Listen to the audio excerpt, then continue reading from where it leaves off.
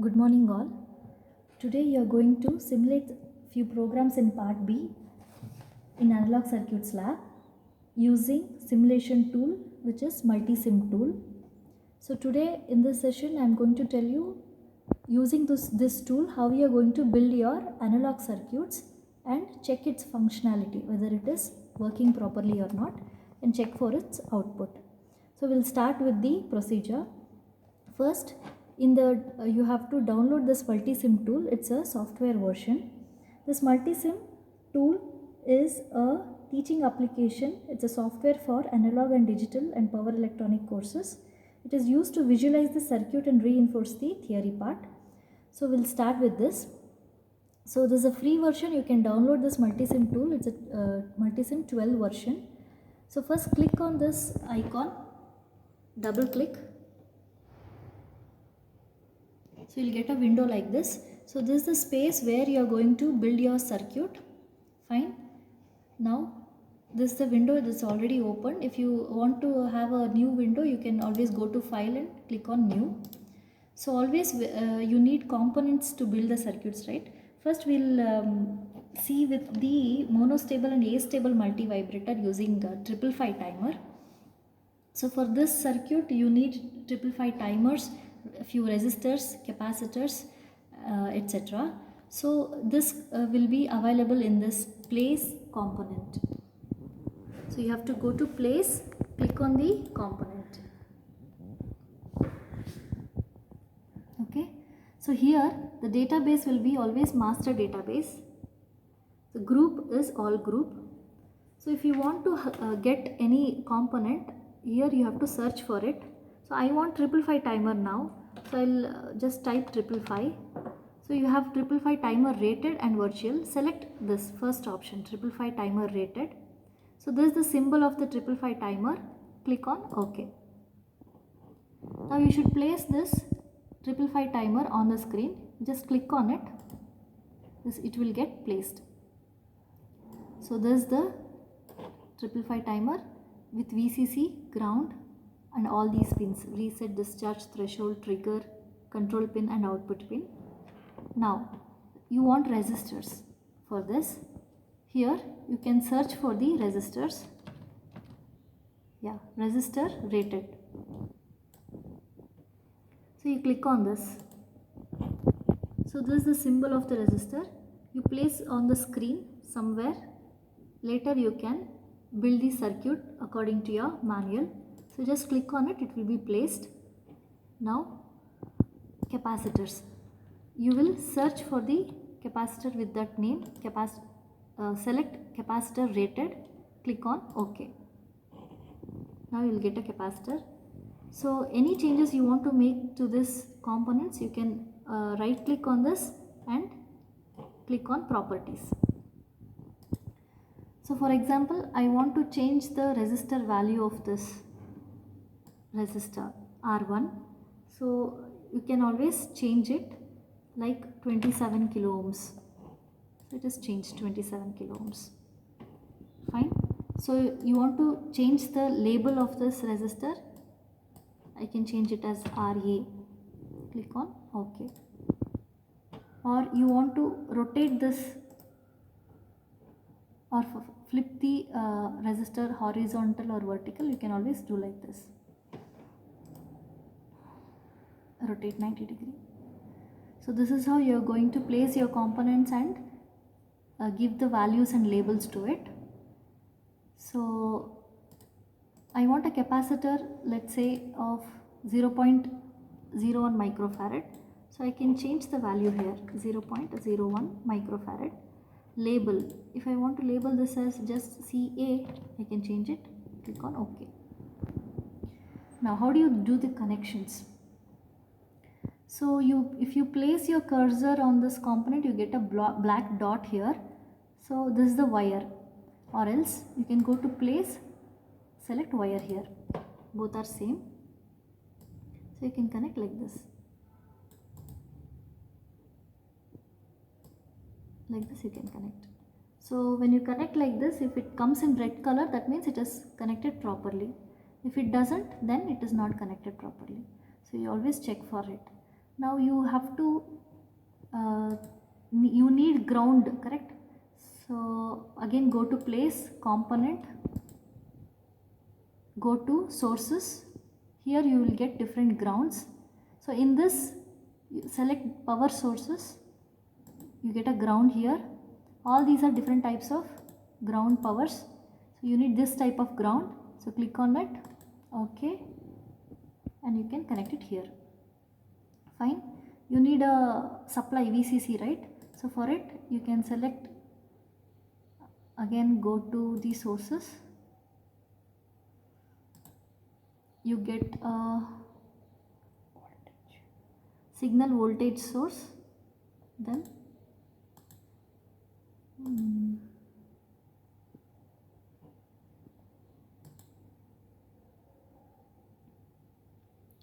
sources, in the power source you get a VCC, you can select this, or we need DC power for the experiment. So go to power sources, select DC power, click on OK. Now you can connect like this. Now you want to flip this power, you can always do it, flip vertically. So positive will come down and negative will come up. From then you can connect like this. Place your cursor on the point, you will get a black dot, from there you can connect. So it will show in red, so it's connected properly. This you again can connect to the ground. So for ground you know it.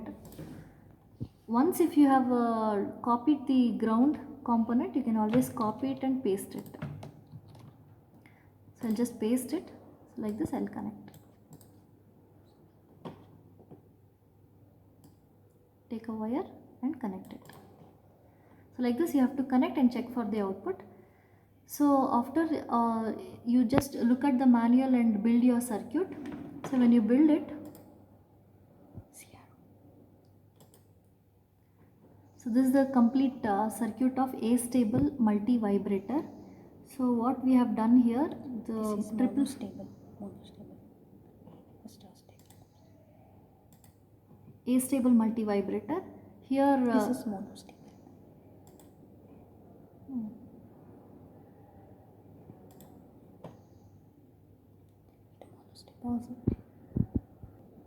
So this is the completed circuit of A-stable multi-vibrator. The 555 timer is been connected to the supply. Okay. The CRO you get in the on the right hand side of the desktop.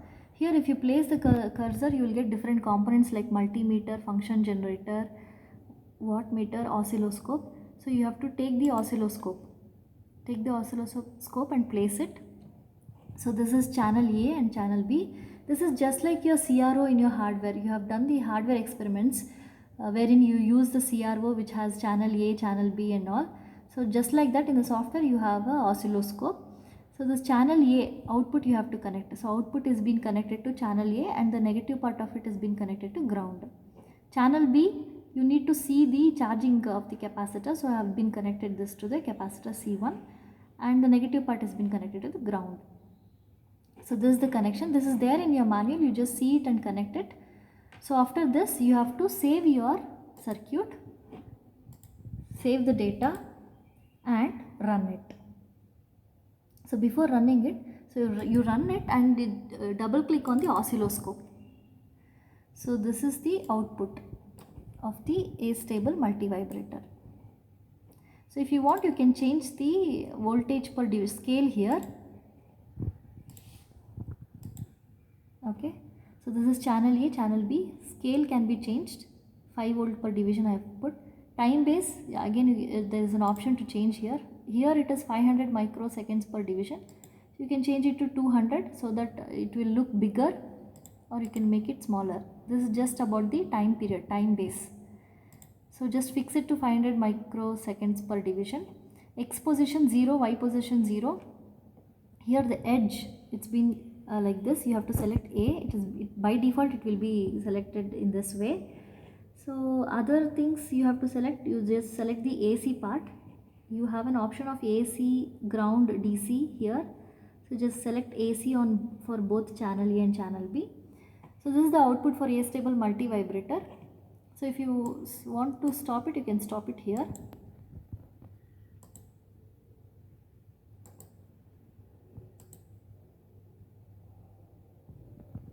or you can pause it. Okay, so this is the terminal you get here, T1 and T2. Blue line is T1 and yellow line is T2. This is just to check the voltage, that is the amplitude, and also the time period. So for example, what is this level, what is the amplitude of this, we can check it here. So this is T2. Here we have channel A, 4.8 volts, it is 4.8 volts. Then like this it will be changing. This will give you the amplitude. Accordingly the values will change. You have one more terminal, that is T1. So both, it will show both for channel A and channel B. So if I place it here, you can see for channel A it is 4.814 volt, and channel B, that is the capacitor voltage, 1.8 volts. So that is the 2/3 VCC and this is the 1/3 VCC. So in your experiment you have to note down both amplitude and the duty cycle of this. So how do you find the duty cycle? You have to measure the time, on time and the off time, T on and T off. Duty cycle is T on by T on plus T off. So if T on is 0.5 milliseconds, so what is the time here? You can check using these points, T1, T2.